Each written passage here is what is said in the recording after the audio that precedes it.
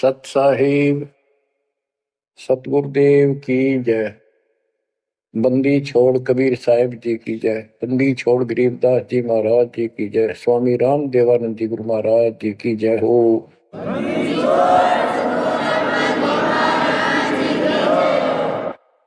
सर्व संतों की जय, सर्व भक्तों की जय, धर्मी पुरुषों की जय।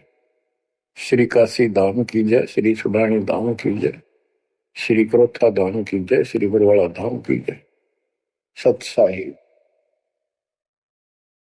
ग्रीव न्योली नाद सुभान गति, लड़े भुजंग हमेश,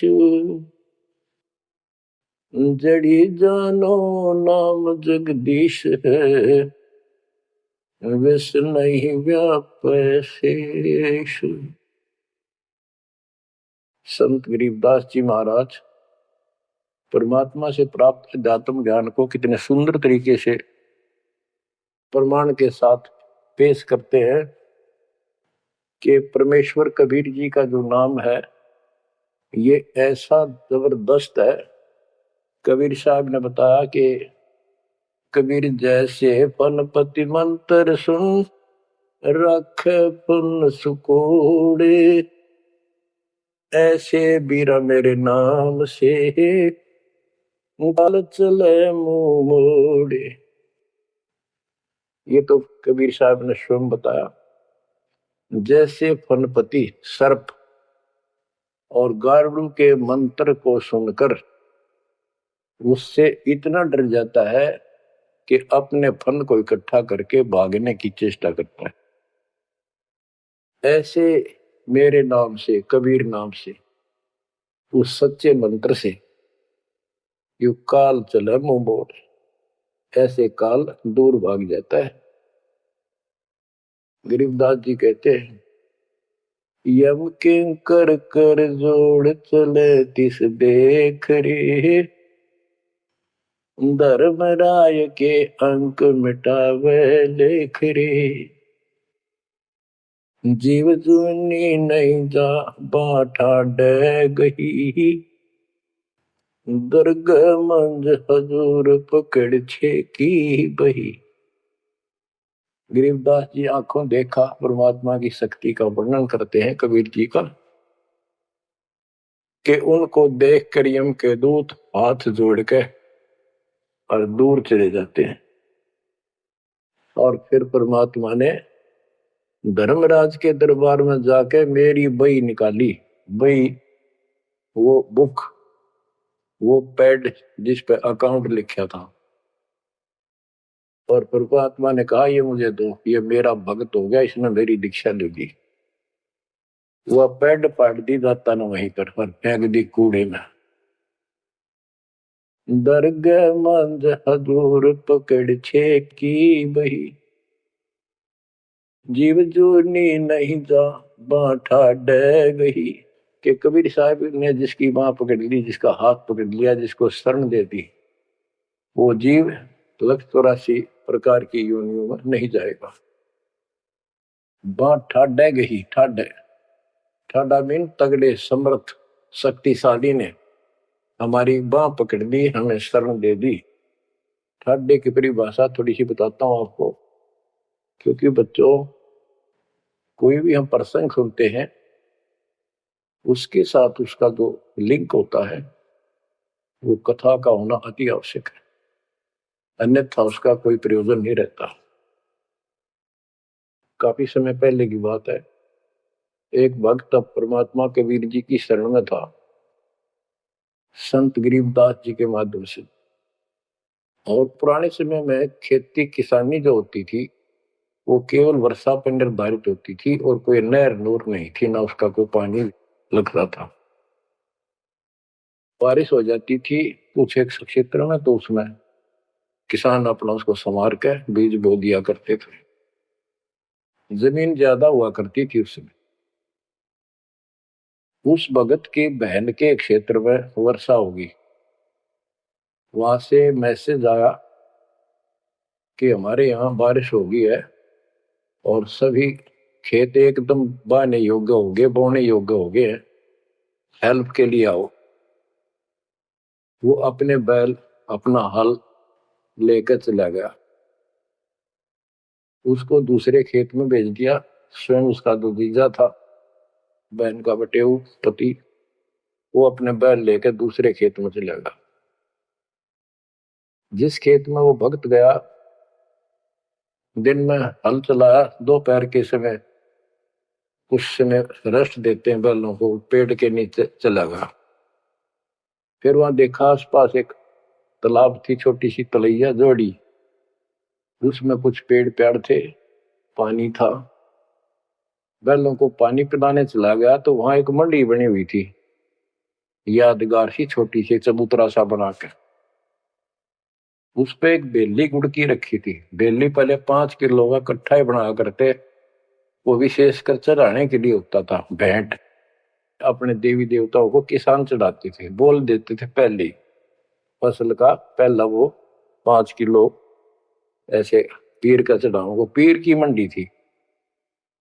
तो वो जो एक का डला सा था मोटा 5 किलो का, 5 शेर का, उसको उठा लाया वो भक्त। कुछ आप खाया, कुछ बैलों को खिला दिया, अपना काम करके शाम में घर पर आ गया, सो गया। रात्रि के 12 बजे के आसपास एक 4.5 फुट का, टोपी सिर पे, सफेद कपड़े, दाढ़ी जैसे मुसलमान वेशभूषा हो, आके उससे 10 फुट दूर खड़ा होके और कहने लगा, तेने मेरा गुड़ कैसे खा लिया, तेरी हिम्मत कैसे पड़ गई, तो ठाड्डे की शरण में है इसलिए बच गया, न तुझे मारता और तेरे दोनों बैलों को मारूंगा। मेरी पार नहीं बसाई और कति लाल आंख कर रखी और बहुत गुस्से में था। यूं कह गौ चला गया। भगत को भी फिर थोड़ा सा एहसास हुआ यू के भला थी, बाकी इतना तो विश्वास था कि समर्थ की शरण में हो, इस तरह के कुतरुओं का कोई बहुत नहीं। फिर भी मन में था भी कहते ये बात हुई तो हुई क्यों, ऐसा क्या कारण हो गया। उसने अपनी बहन से पूछा कि बहन ऐसे ऐसे उस मंडी पे गुड़ चढ़ा रखा था आपके खेत में, किसकी वहां रखी है वो आपके खेत के बराबर में जोड़ी पे, तालाब पे। तो उसकी बहन बोली के बात हुई भाई, क्योंकि एक बेली चढ़ा रखी थी, किसी ने गुड़की तो रखी थी, मैं ठा लिया, उड़ा कुत्ते खाओ उसने, मन बहला थी खिला दी, कुछ आप खा ली। उसकी बहन बोली रे क्यों जुल्म कर दिया तेने, क्यों उठा लिया तू वहां से, रोड लागी नो सुनते ही।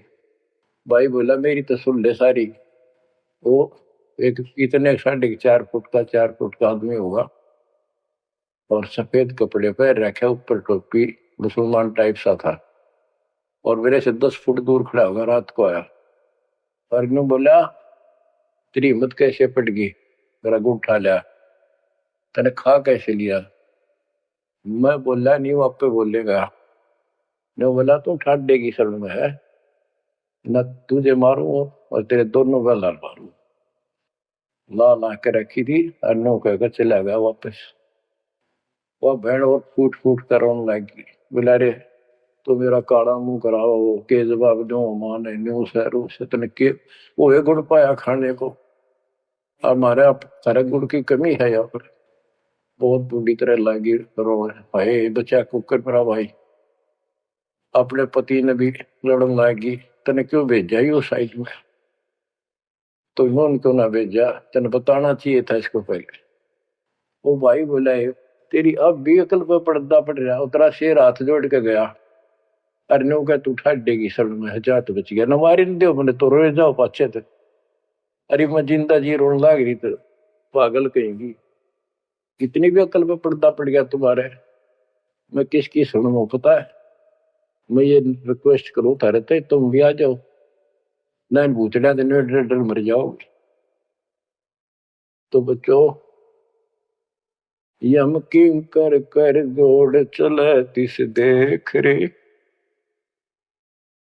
बच्चों आत्मा फूट फूट गाती है, चारों युग में संत पुकारे कूक क्या हम हेल रे, हीरे माणिक मोती बरसैया जग टूटा ढेर रे। ये डड़े चुगड़ की आदत पड़ गई है। यम किं कर जोड़ चले तिस देख रे। धर्म राय की बंद मिटावे लेख रे, जीव जूनी मह जावा ठाडे गही ठाडे में, दर्ग मंद हजूर पकड़ छे की वही, सुन मंडल सतलोक अगमपुर धाम है, धन बंदी छोड़ कबीर तुम्हारा नाम है। बच्चों, इस परम पिता के प्रेम में ऐसे गजब के ज्ञान, ऐसे समर्थ की शरण आत्मा बाहुक हो जाती है, रोका नहीं जाता। सो शुक्र मनाते अपने गुरुदेव का, एक निछोड़ हे परम पिता कैसे शरण दिया आपने, कैसा सुंदर राह बता दिया। नहीं बिरान माटी राखो या भूतड़े, अरे न पूजे भी जाओ और दुर्गति भी दो किनो रहनी थी। और गीता कहती है भूत पूजोगे भूत पढ़ोगे। परमात्मा की सूक्ष्म वेद की वाणी कहती है भूत में सो भूत है, देव में सो देव, राम में सो राम है, सुन सकल सुरदेव। अब प्रश्न चल रहा है, कबीर जैसे फनपति मंत्र सुन रख फन सकोड़े, ऐसे बीरा मेरे नाम से काल चल मोड़े। पारक के अंक की अमर ग्रंथ की प्रथम वाणी है, गरीब नौल नाद सुभान गति, लड़े भुजंग हमेश, जड़ी जानो नाम जगदीश है, विष नहीं व्यापै शेष। जैसे एक नेवला होता है सारा 9 इंच का प्राणी, और वो 10 फुट के सांप को, सर्प को, भुजंग को मार देता है। कैसे मार देता, उसके पास एक ट्रिक है, उसके पास एक जड़ी होती है, एक नागदमन जड़ी होती है जंगल में, उसको सूंघता है, उसमें स्मेल आती है। वो सर्प को उस समय छेड़ता है जो वो जड़ी के आसपास होता है, वो झाड़ बोझड़ों के अंदर होती है। वो सर्प को छेड़ता है, सर्प ऐसे फन उठा लेता है और वो जाके एकदम वहां जड़ी श्वास में भर लेता स्मेल, और आके उस सर्प के सामने सो के थोड़ी सी दूरी से छोड़ देता है। जिस दर से हवा चल रही हो सर्प की तरफ जा रही हो, उस साइड में हो जाता हो। सर्प को उससे चक्कर आने शुरू हो जाते उस स्मेल से, उसका जी घबराता है और वो भागने की चेष्टा करता है। नेवला फिर उसके गर्दन पे बैठ जाता है, मुंडी पे पीछे के, और वहां मुंह के ऊपर फिर वो स्मेल छोड़ता ही रहता है। उसको अचेत करके फिर पकड़ कर उसको मार डालता है, काट देता है। तो बच्चों, गरीबदास जी ने बताया कि कबीर परमेश्वर का यो सच्चा नाम सतनाम और सारनाम। सारनाम है, ये है मेन चीज। सतनाम भी बहुत शक्ति हो जाती है इन दोनों के मेल से। जैसे 2 जड़ियों को मिला दिया जाए, उसका कुछ अलग से स्ट्रॉन्ग दवाई बन जाती है, मेडिसिन। और तीसरी मालिक मिला, मालिक का जो सारनाम है वो तो कहना ही क्या है। तो हमारा जो मोक्ष जो होगा इन सभी मंत्रों के जाप से होगा। ये हमारी साधना है, पूजा हमारी सारनाम है। बच्चों, जैसे एक छोटा सा सर्प उस जड़ी की ताकत से, स्मेल की ताकत से जो श्वास में भर के लाता है, इतने तगड़े लंबे सर्प को कंडम कर देता है, ऐसे ही परमात्मा के इस नाम के सिमरण श्वास के द्वारा करने से। तो बताया कि ग्रीव न्योल नाद सुभान गति, लड़े भुजंग हमेश, और जड़ी जानो नाम जगदीश है। जगदीश सारी सृष्टि के मालिक का जो असली नाम है वो जड़ी है, वो नागदमन जड़ी है। अब जैसे सतनाम भी बहुत ताकत रखता है, ये हमारी साधना है। जैसे प्रथम मंत्र सतनाम, ये साधना है। सार नाम हमारी पूजा है। पूजा और साधना में अंतर होता है। कबीर साहब हमारा पूज्य है। साधना वो होती है जैसे हमने जल की आवश्यकता है तो हैंडपंप लगाते हैं। हैंडपंप के लिए बोकी और पाइप, बोकी मारते रहते हैं, मिट्टी बाहर डालते रहते हैं।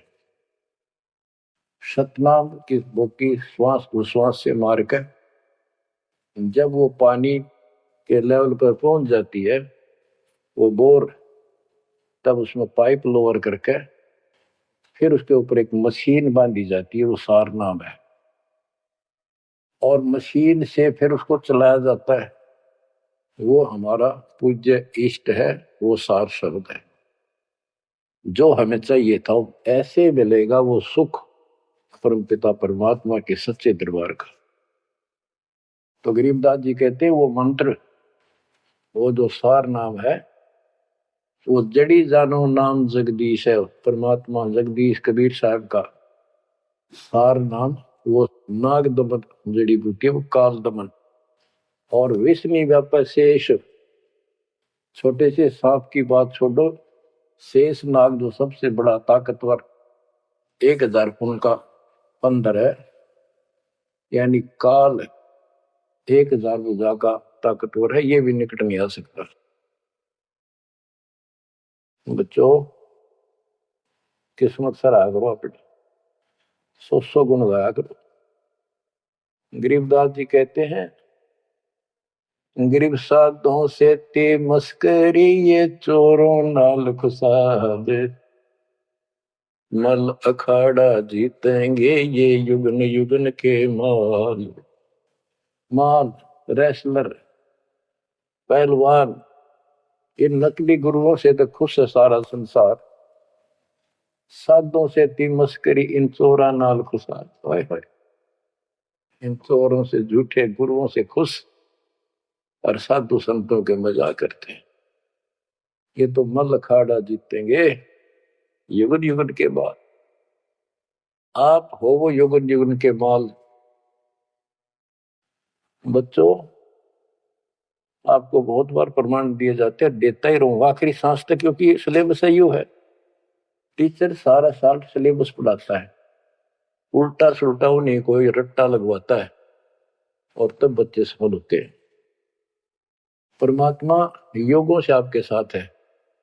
सतयुग में राजा अम्बरीश एक बहुत बड़े धार्मिक राजा हुए हैं और खूब यज्ञ किया करते थे, भंडारे करते थे, ब्राह्मणों को खूब धन दान करते थे, लागड़ गऊ बांटा करते थे। 1000 लागड़ गऊ बांट देते। लागड़ माने बच्चे वाली, प्याई, दूध वाली। भोजन भंडारे करवाते थे, दक्षिणा देते थे। जैसा भी लोक वेद सुना था, गुरु जी ने बताया था, ऋषियों ने, वो सारा कुछ करते थे। परमात्मा वहां भी साथ रहते हैं, उनकी इज्जत रखते हैं भक्ति की, और बीच बीच में उनको समझाने की चेष्टा की। कोई ऋषि रूप बनाकर अम्बरीश जी को सच्चा मार्ग बताया, खूब ध्यान से सुना और नाम लिया। लेकिन वो ऋषि वहां सैकड़ों और मालिक एक। आखिर में राजा अम्बरीश भी हाथ खड़े कर गया, मालिक की साधना छड़ दी और वो ऋषियों वाली वो शुरुआत कर दी। इतने अच्छे भगत विष्णु जी के बने हुए थे। बच्चों अब हास्य भी आती है, दुख भी होता है। गरीब वेद पढ़े पर भेद न जाने, वाचे पुराने ठारा, और पत्थर की पूजा करे, भूल गए सृजनहारा। वेद पढ़ा करते ऋषि उस समय, केवल वेद। पुराण तो इनकी अपनी रचना है, फिर घोषा सा लिखते चले गए और सारा वेद के विरुद्ध साधना करते और कराते थे। विष्णु जी की पूजा करे, और गीता क्या कहती है, तो चारों वेदों का सारांश है। विष्णु 3 गुणों में से एक सतगुण है। इन तीनों गुणों की भक्ति तक त्रिगुण में माया के द्वारा जिसका ज्ञान हरा जा चुका है, यानी इसी तक सीमित है। जो राक्षस स्वभाव को धारण किए हुए मनुष्यों में नीच दूषित करने वाले मूर्ख, ये मेरी भक्ति ना करते। तो अम्बरीश वही साधना करता था, लेकिन पिछले संस्कार किसी जैसे भी चल रहा भक्ति युग बच्चों, आप इन बातों को बार बार सुनोगे तो आपके दिल में समा जाएगी कहानी सच्चाई ये। अब ये भक्ति काल शुरू हो गया, मोक्ष काल समझो, इसमें हजारों वर्षों तक चलेगा, अरबों भगत बच्चे बेटा बेटी पार होंगे, जो चलेगा जो भी लाखों वर्ष और भी चलेगा, लेकिन वो साधना करते रहेंगे, लेकिन उनका विश्वास इतना नहीं बनेगा, वो फिर यही रह जाएंगे काल के जाल में। उन्हीं में से फिर, क्योंकि उनकी भक्ति जबरदस्त है, शास्त्र अनुकूल है, अगले सतयुग में उन्हीं पुण्यात्माओं को काल जन्म देगा, उनको पहले ऊपर के लोकों में रखेगा, ऊपर के लोकों में स्वर्ग में देवता हजारों लाखों वर्ष वहां रहेंगे। यानी एक कोल्लू के साथ चक्कर है, चैन है, चैन, उस चैन पर जैसे डाल देते हैं, ब्रह्मलोक में गए, फिर चक्कर काटते काटते विष्णु लोक शिव लोक सारे अपने कर्म फोड़ के भोग के खत्म करके फिर भी उनके पुण्य इतने बच जाते हैं कि सतयुग में जन्म देते हैं उनको, और सतयुग में भी अच्छे पुण्य कर्मी फिर राजा बनते हैं। और वह भक्ति, ये वाली भक्ति कसक और वो शेष बची ताकत फिर भी साथ रहती है, और इस कारण से भगवान भी उनके साथ रहना पड़ता है। जो बच्चा गौ की नजर में, यूं साईं को संत, भक्तों के पीछे फिर भक्त वसल भगवंत। कबीर जो जन मेरी शरण है ताका हूं मैं दास, गेल गेल ला गया करो जब लग धरती आकाश। तो अपने इस विधान अनुसार अमरीश से मिले, ठीक है, एक बार तो यह बात इतनी गजब की है, सारी ठीक ठीक लगती है, लेकिन माहौल खराब होता है। ये ज्ञान बताने वाला एक होता है, दूसरा समर्थक नहीं होता, उस दिन में वो भूल जाते हैं, और इसी लोग बहका देते हैं, कहां सी बातें करते हो, वेदों में ऐसा कहीं नहीं है, वेदों में ऐसा नहीं है। अब दास तो कहना चाहता है, फिर अगले जन्म उस भक्ति से वो अम्बरीश राजा स्वर्ग गया, स्वर्ग में अपने पुण्य भोगे, फिर त्रेता युग में फिर राजा जनक के रूप में वह आत्मा ने जन्म लिया, वहां भी खूब भक्ति करी, विष्णु के कट्टर पुजारी, वही भावना वही भाव फिर भरा हुआ था, परमात्मा फिर भी मिले उनको। लेकिन राजा और सिद्धियां इतने ठाठ बाट और मकाने वाले वो गुरु निरे ऋषि, हमारी ऐसी घिस काट रखी काल में, हम ऐसे मूर्ख बना रखे, थोड़ा सा भी सुख हो जाए, कोई प्रभुता कोई पद प्राप्त हो जाए, हम खुद भगवान बन जाते हैं। लेकिन पिछली धार्मिकता के अनुसार हम कुछ धार्मिक भी बने रहते, लेकिन रहते वही के वही। और अम्बरीश राजा इतने अच्छे भगत थे, पिछली सिद्धि शक्ति मालिक की वो भक्ति की सही थी। एक बार दुर्वासा ऋषि ने उनके ऊपर सुदर्शन चक्कर छोड़ दिया। दुर्वासा कहता था कि तू ये साधना छोड़ दे, मैं बताऊं वाह कर। अम्बरीश ने हाथ भर ली पर छोड़ी नहीं। अगली बार गया, उसने गुस्सा हो गया कि तू मानना नहीं मेरी बात, तेरा सिर काट दूंगा, इतना गुस्सा था। सुदर्शन चक्कर छोड़ दिया, सुदर्शन चक्कर राजा अम्बरीश के पैर छू के, और दुर्वासा ने मान खातिर वापस चाल पड़ा। दुर्वासा भागता फिरा, तीन लोक में कितने गुफा नहीं मिली जरा बच जा, कुछ संरक्षक नहीं पाया। परमात्मा कबीर जी ने विष्णु रूप बनाया, एक सवाल आ दी, 1 मिनट में के कर दी कर दिया बोलो में। दुर्वासा ने देखा भगवान विष्णु बैठे, वहीं पहुंच गया और कंप पे डांक ठोक रखी, मन बचा लो भगवान, बचाओ मुझे, सुदर्शन चक्र मुझे मारेगा। परमात्मा बोले क्या गुस्ताखी कर दी, क्यों मार रहा है तेरे को। फिर वह सारी कहानी बता दी। भगवान बोले कि भक्ति के भाव से चलो, ये ताकत से नहीं चलता ये मार्ग, अपना ज्ञान दो, कोई मानने ठीक है, ना मानो ना मानो, मुझे बचाओ भगवान मुझे बचाओ। उसमें सुदर्शन चक्कर रुक गया, खड़ा हो गया दूर, भगवान की शक्ति से डर के देख के। तो दुर्वासा को विश्वास हो गया कि यहां बचाओ हो सकता है, माफ करो मुझे, माफ करो। परमात्मा बोले अम्बरीश के पैर पकड़े, वो बचाओगा तुम्हें, इससे मैं नहीं बचाऊंगा। हाथ जोड़े, हे भगवान आपके दरबार में मैं नहीं बचूंगा, कहाँ भेजो हो दाता, मैंने तो रास्ते में मारेगा। बोला जा, वही जान बचेगी तेरी। अम्बरीश के चरणों में गिरा वो, जिसने 56 करोड़ यादव मार दिए थे एक वचन था। तो कहते हैं अपनी देसी कहावत हमारे यहाँ, शेर न सोआ शेर, जरूर टकरा कर घनी बकवाद करनी है ना। अम्बरीश के चरणों में मत्था टेका उसने, मेरी जान बख्शो महाराज, जान बख्शो, बख्श दो। अम्बरीश राजा बोले, महाराज मैंने कुछ नहीं कहा, तेरा कर्म तुझे मिला। और वो सुदर्शन चक्कर हाथ से पकड़ लिया राजा अम्बरीश ने और ऑफ कर दिया, शांत हो गया। बोला ले जा तेरी तोब। और भक्ति के भाव रहना चाहिए इंसान। बच्चों, अम्बरीश राजा की इतनी महिमा होगी, ऋषि भी हैरान थे जो उनके गुरु लोग थे।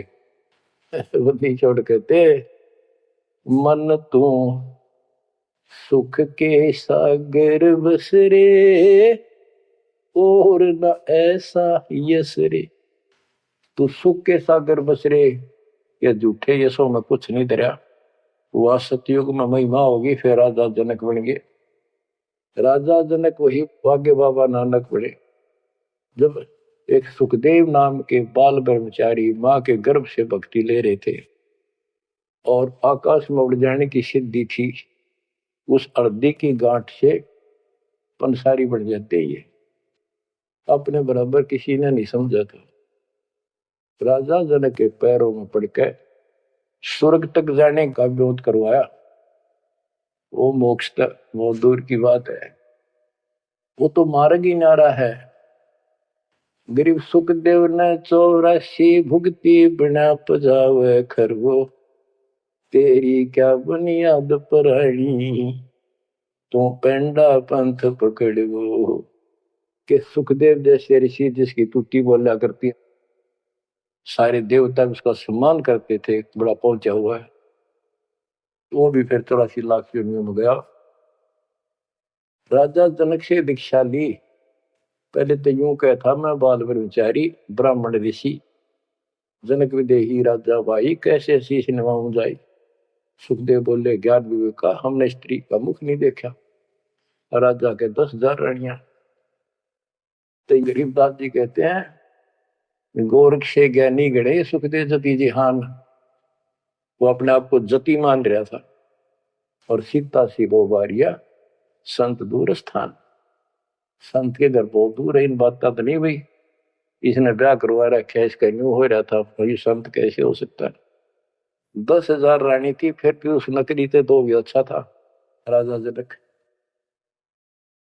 बच्चों, ये मूल ज्ञान है, ये निचोड़ है, निष्कर्ष है, ये तत्व ज्ञान है।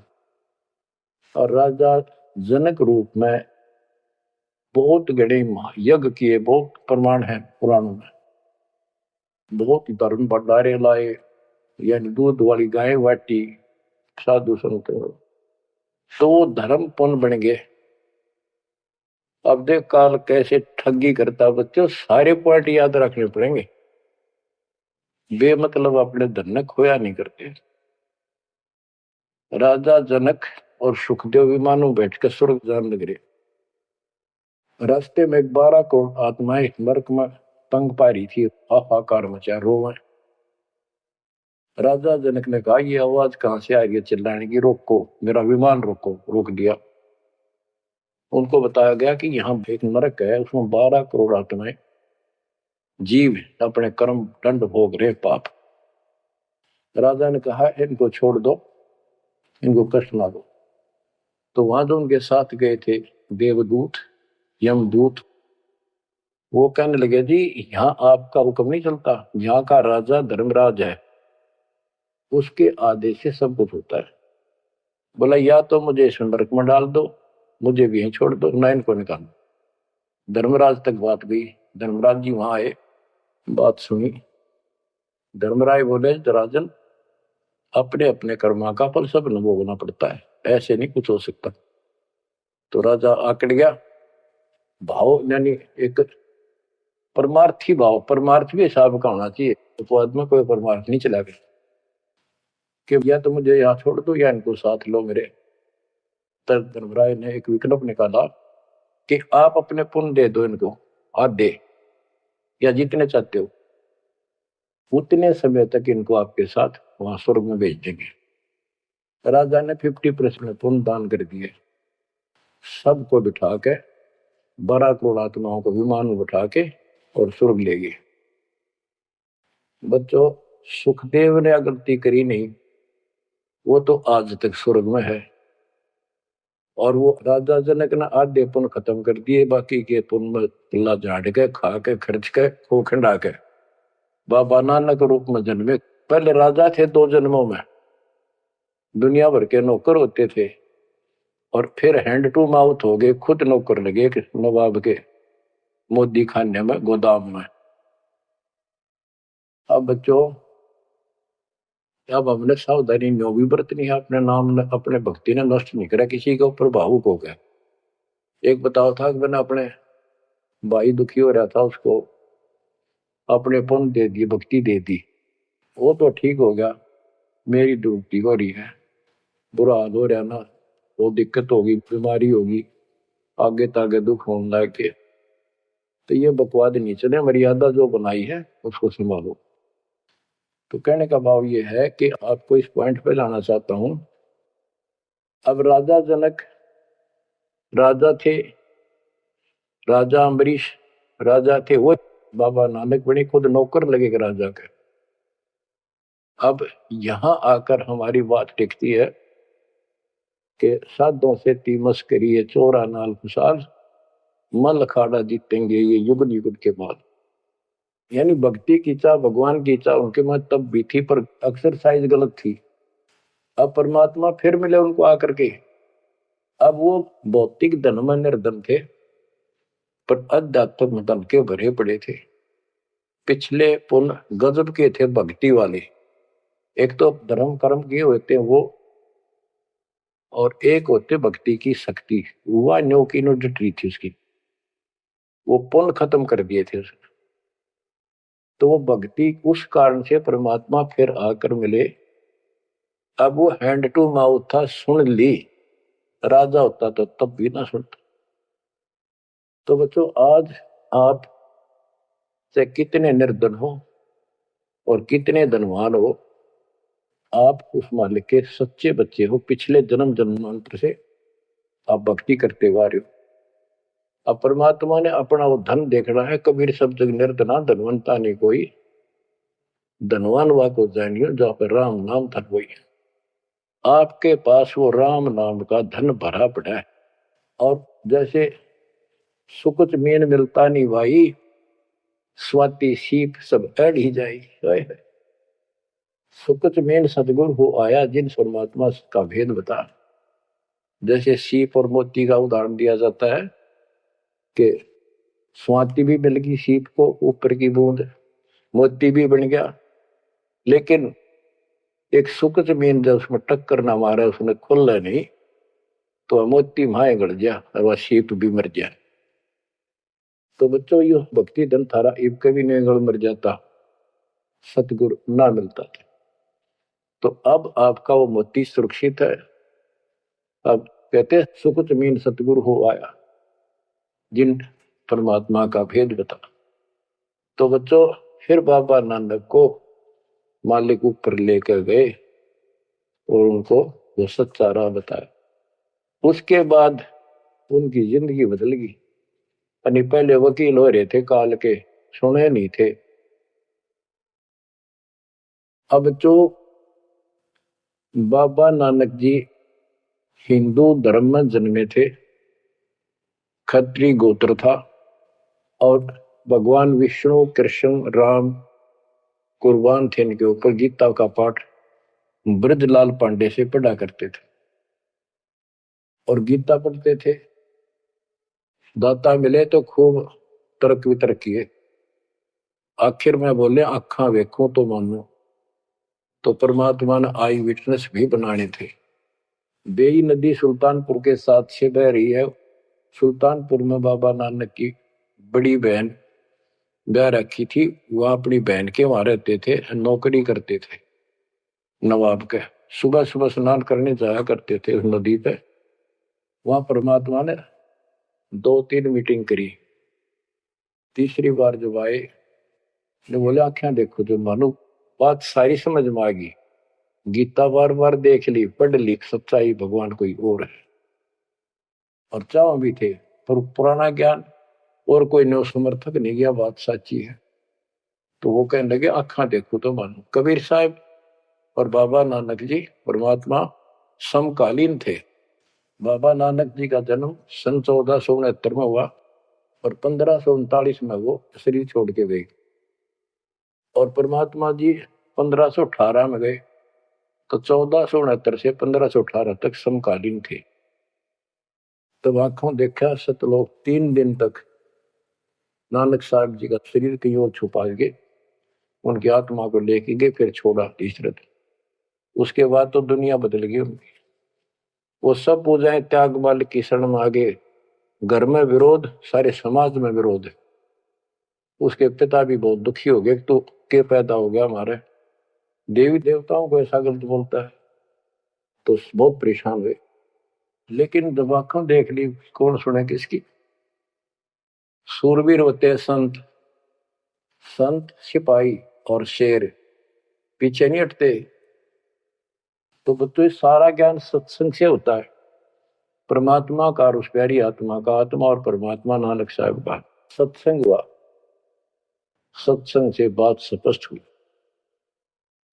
अब पारक के अंक की वाणी सुनाता हूं कुछ। साधों से ती मस्करी ये चोरा नाल खुशाल, मल अखाड़ा जीतेंगे ये युगन युगन के माल। अब वो बाबा नानक युगन युगन के माल थे और वह जीते, डट के खड़े हो गए। फिर जब ज्ञान समझ में आ गया सारा संसार मीराबाई थी युगन युगन की माल। सत्संग में जाना ना छूटे मां, जल का मरो संसार। तो बच्चों इस स्थिति में तो बनाना पड़ेगा एक दिन जब जाता राजी होगा। और ये ज्ञान खुद देता है भगवान। और वो आत्मा जो इसको सुनकर कुर्बान हो जाती है वो महान आत्मा होती है। गरीब अंश गवन करते नहीं, मान सरोवर छाड़, कौवे उड़ उड़ जात हैं खाते मसाड़। हंस और कौवे और बुगले सब पक्षी कहलाते हैं। हंस उस मानसरोवर को नहीं छोड़ता जहां उसका आहार मोती होते हैं। और कौवे वहां टेके नहीं, क्योंकि उन्हें तो जगह जगह जाकर मांस खाना, हाड खाड़े हाडों का मांस चाटना, किसी पशु के जख्म में चोंच मारना, ये कौवियों जैसी व्यक्ति के लोगों का स्वभाव होता है कि उनका अपना उल्लू सीधा हो, स्वार्थ सिद्ध हो, ताकि अगला कितना दुखी हो। ये कौवे जैसे जीव होते। अब यहां बताते हैं, कबीर साहब कहते हैं गरीब अंश गवन करते नहीं, मान सरोवर छाड़, कौवे उड़ उड़ जाते हैं खाते मांसाहाड़। गरीब मान सरोवर मुक्ति फल, मुक्ता हल के ढेरे, कौवा आसन न बंद जब भूमि दीन सुमेर। गरीब कौवा रूपी बेक है ना प्रतीत यकीन, 68 का फल मेटे करे भय दीन बेदीन। गरीब हंस दशा तो साध है, सरोवर है सतसंगे, मुक्ता हलवाणी चुगे फिर चढ़त नवेला रंगे। अब स्पष्ट कर दिया कि ये सत्संग जो है ये मानसरोवर है और भगत साध ये हमारे हंस हैं। अब कौवे बुगले तो मेंढक मछली अड़ंगा कुवाड़ बकवाद करते हैं और हंस केवल मोती खाता है। इसी प्रकार निर्विकार जो भगत आत्मा बन गए, बेटा या बेटी, वो हंस जैसे हैं। वो केवल मालिक की वाणी, परमात्मा की भक्ति और धर्म कर्म रूपी मोती खाते हैं। और फिर ये मोती खा के यानी सत्संग वचन सुन के फिर चढ़त नवेला रंग, एक अजब गजब रंग रंग जाता है उसकी आत्मा में। आत्मा इतनी मजबूत हो जाती है जैसे बाबा नानक की होगी, जैसे मीराबाई की होगी, ऐसी आपकी भी होगी, इस सत्संग से होगी। बच्चों ये सत्संग मिला ही नहीं था अपने को आज तक। या परमात्मा की कलम तोड़ कृपा आप पर देखो ना कितना लाग रही रहे उस बालक ने। उस परमात्मा के ये वचन याद कर लो, सतगुरु जो चाहे सो कर ही 14 कोट दूत जब डरी। जो चाहे सो कर लो, ये प्रमाण देख यो कर दिया। ऊत भूत चमत्रास निवारे पर चित्रगुप्त के कागज पाड़े। पुण्यात्माओं, धन्य आपके माता पिता जिनसे जन्म, और धन्य आपकी किस्मत, धन्य आपकी पिछली करनी, और धन्य आपके इस समय को कि आपका जन्म किस समय में हुआ है। इस माल्य के प्रयत्न को, दास के इस प्रयत्न को हल्के में ना लेना। पुण्यात्माओं, उस दाता की अमर कथा आपके हृदय में भर रहा हूं, ये अमृतहार आपको करा रहा हूं। बच्चों कुर्बान हो जाओ, समय पहचान दो, टाइम बार बार नहीं आता होगा आपका। ये संसारिक धंधे थे कर कर मर लिए, इनमें फिर भी पूरा ना पटता। इस मालिक की तरफ ध्यान ज्यादा दो, हर चीज में बरकत दिखा दूंगा, नारी नारी। परमात्मा आपको मोक्ष दे, आपको समय दे इस अनुभव रतन, इस मानसरोवर बनाने का, आत्मा के मैल कटाने का सत्साई।